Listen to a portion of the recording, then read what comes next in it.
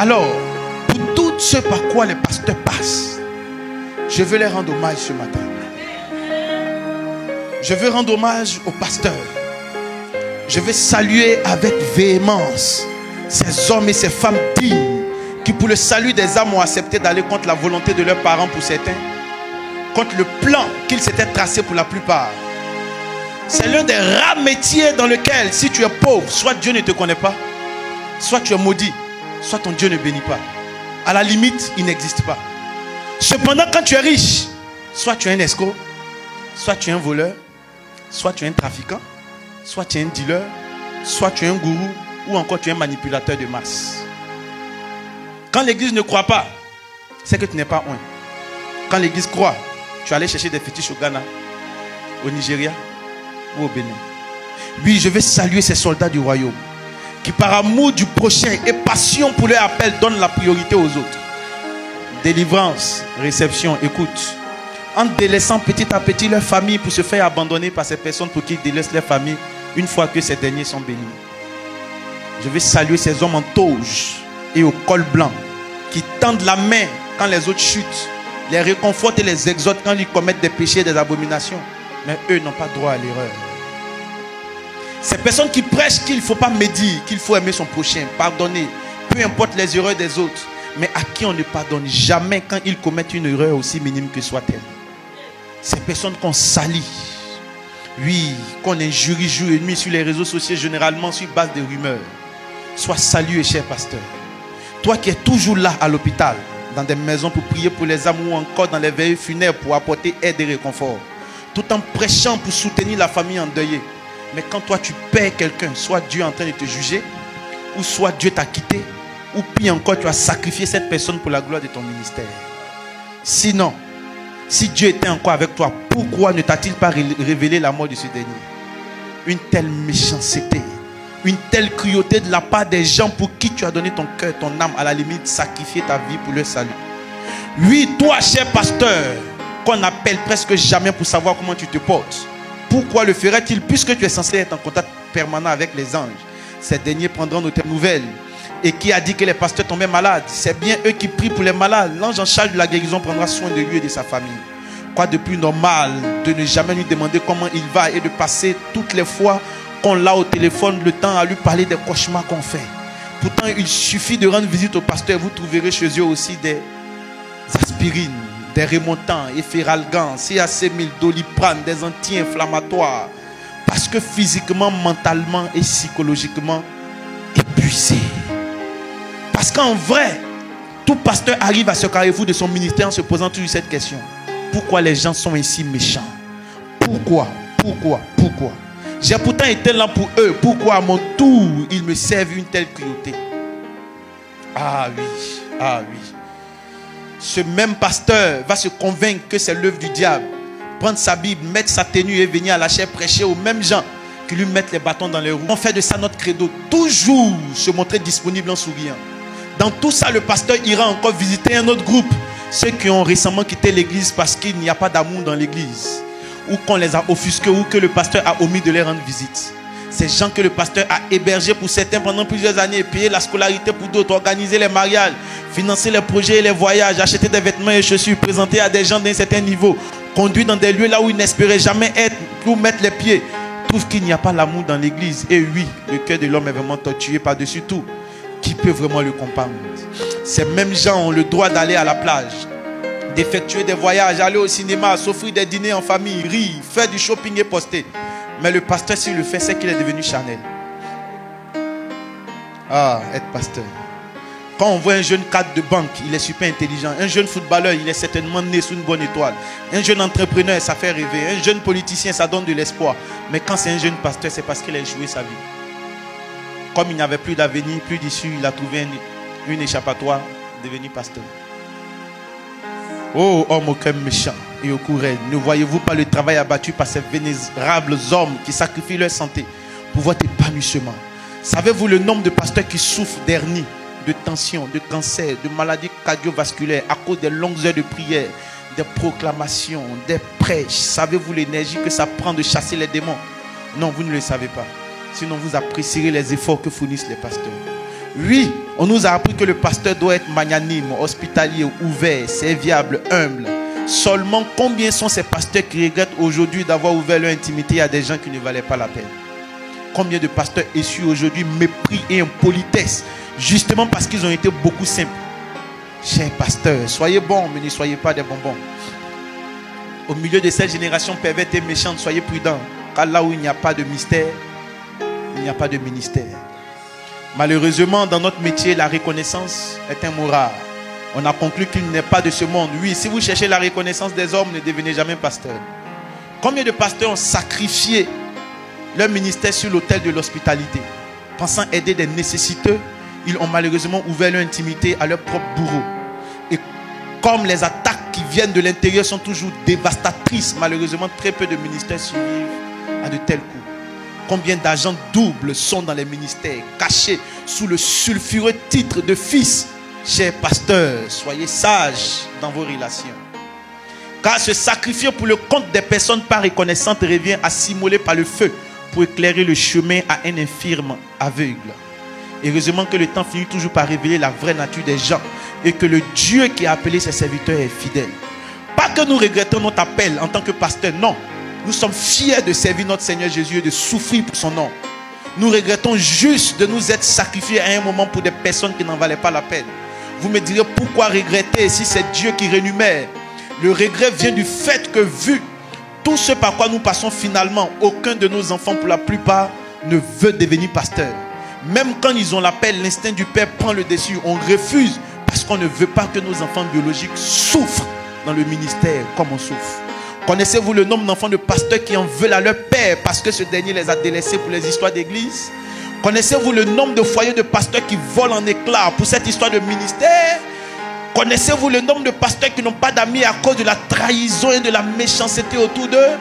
Les gens autour des pasteurs ne sont pas pour la plupart sincères. Certains sont là parce qu'ils peuvent gagner quelque chose, une présence pécuniaire, des responsables qui volent les offrandes, des fils qui volent les appareils à l'église, certains qui utilisent leur position dans le système pour voler, escroquer au nom du pasteur, d'autres comme proches du pasteur commettent des abominations et jamais le pasteur ne doit les reprendre. S'il le fait, les gens quittent l'église parce que dans leur entendement, le pasteur n'a pas agi avec sagesse.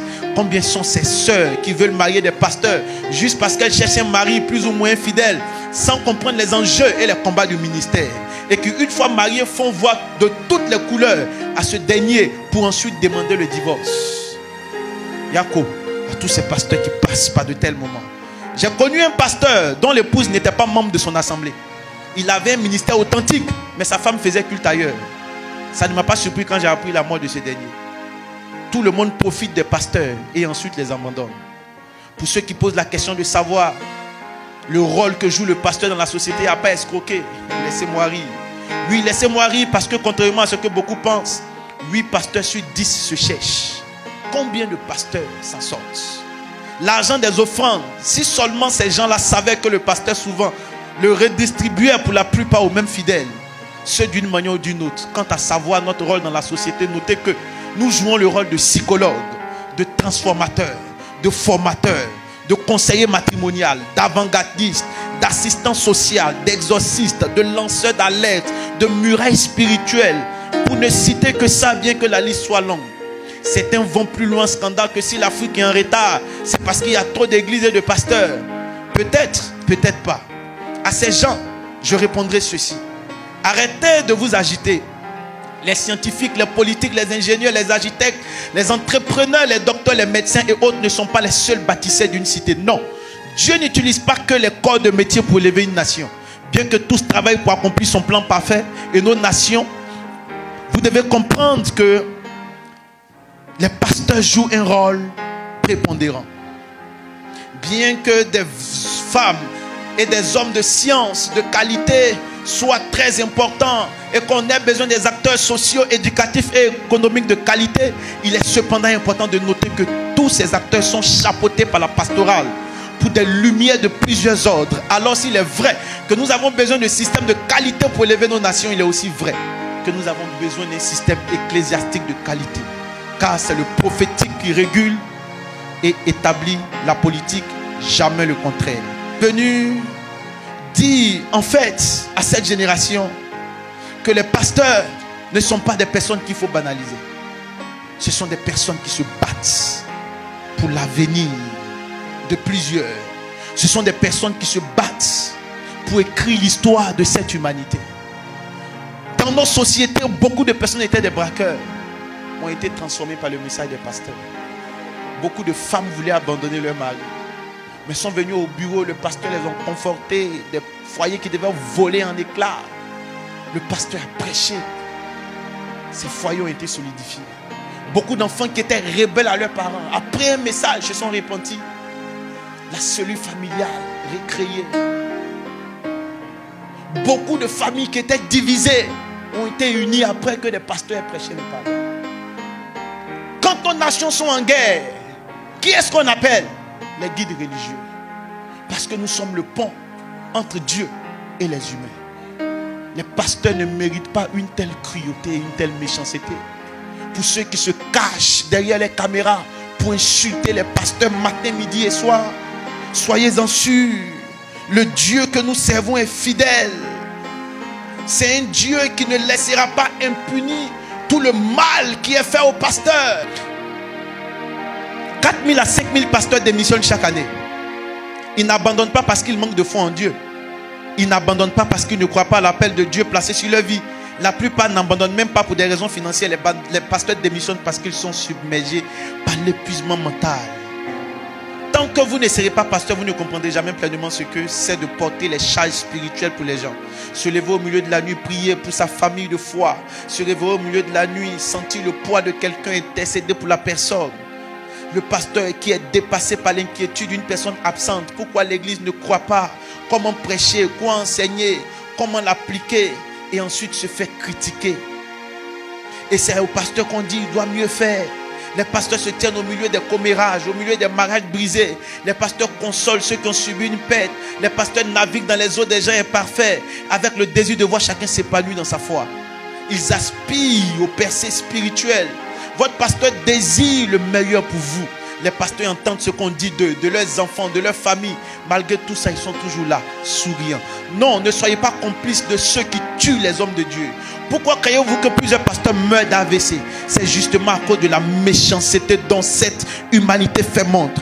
Faites attention, peuple de Dieu. Jamais Dieu ne laissera impunir toutes ces personnes qui ont menti sur des pasteurs, les ont jetés à la vindicte populaire. Ceux qui ont volé, escroqué des pasteurs, les laissant endettés, seuls face au poids du ministère. Jamais Dieu ne laissera cela impuni. Même s'ils sont déjà morts, ces pasteurs. Pour ceux qui nous ont dévancés, ceux qui ont laissé leurs veuves, orphelins qui ont été abandonnés, pour ceux qui ont... Et après, les gens ont déserté l'église. Dès que le pasteur est mort, Dieu ne laissera pas cela impuni. Psaume 116, verset 15. La Bible dit, elle a du prix aux yeux de Dieu la mort de ses saints. Proverbe 3, 33. La malédiction de l'Éternel est dans la maison du méchant, mais il bénit la demeure du juste. Matthieu 23, 29. Malheur à vous, scribes, pharisiens, hypocrites, parce que vous bâtissez le tombeau des prophètes et ornez le sépulcre des justes. Et que vous dites, si nous avions vécu du temps de nos pères, nous ne serions pas joints à ceux qui répandent le sang des prophètes. Vous témoignez ainsi contre vous-même que vous êtes des fils de ceux qui ont tué les prophètes. Combien donc la mesure de vos pères, serpents, race de vipères? Comment échapperez-vous au châtiment de la géhenne? Matthieu 23, 37. Jérusalem, Jérusalem, qui tue les prophètes et qui lapide ceux qui sont envoyés. C'est comme on peut dire Agoville, Agoville, qui tue les prophètes et persécute les oints de Dieu. Abidjan, Abidjan, qui tue les prophètes et persécute les oints de Dieu.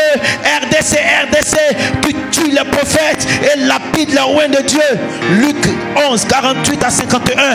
Malheur à vous, parce que vous bâtissez le tombeau des prophètes que vos pères ont tués. Vous rendez donc des témoignages aux œuvres de vos pères et vous les approuvez, car eux ils ont tué les prophètes et vous bâtissez leur tombeau. C'est pourquoi la sagesse de Dieu a dit, je vous enverrai des prophètes et des apôtres. Ils tueront les uns et persécuteront les autres, afin qu'il soit demandé compte à cette génération du sang de tous les prophètes qui a été répandu depuis la création du monde, depuis le sang d'Abel jusqu'au sang de Zacharie, tué entre l'autel et le temple. Oui, je vous le dis, il en sera demandé compte à cette génération. La Bible dit, tous ceux qui ont tué les prophètes, vous allez payer le sang. Vous qui avez monté des coups contre les serviteurs de Dieu, vendu de faux témoignages, brisé des ministères, menti sur des hommes de Dieu, on vous envoie, vous faites des coups, vous salissez les hommes de Dieu, vous racontez des choses, vous dites que vous ont dragué, vous mentez, que s'il vous a cherché dans le bureau, vous mentez qu'il a voulu vous violer, et puis on répand les rumeurs, le ministère est détruit, on vous a envoyé, vous allez payer, vos enfants vont payer, vos parents vont payer. La Bible déclare, il vous sera redemandé le sang des prophètes. Oui, vous qui avez fait pleurer des prophètes, vos enfants payeront. La malédiction de l'Éternel est dans la maison du méchant. Vous qui avez détruit des ministères, empoisonné des pasteurs, fils de la race de Caïn, vous allez payer. Vous payerez. Vous payerez. Il vous sera redemandé le sang des prophètes. Et vous rendrez compte. Soyez des défenseurs des hommes de Dieu, mes enfants. Défendez vos prophètes. Ne les tuez pas. Ne bâtissez pas leur tombeau. Devenez des défenseurs. Ne permettez pas qu'on salisse le nom de votre ministère. Qu'on salisse le nom de vos pasteurs. C'est une guerre des principautés.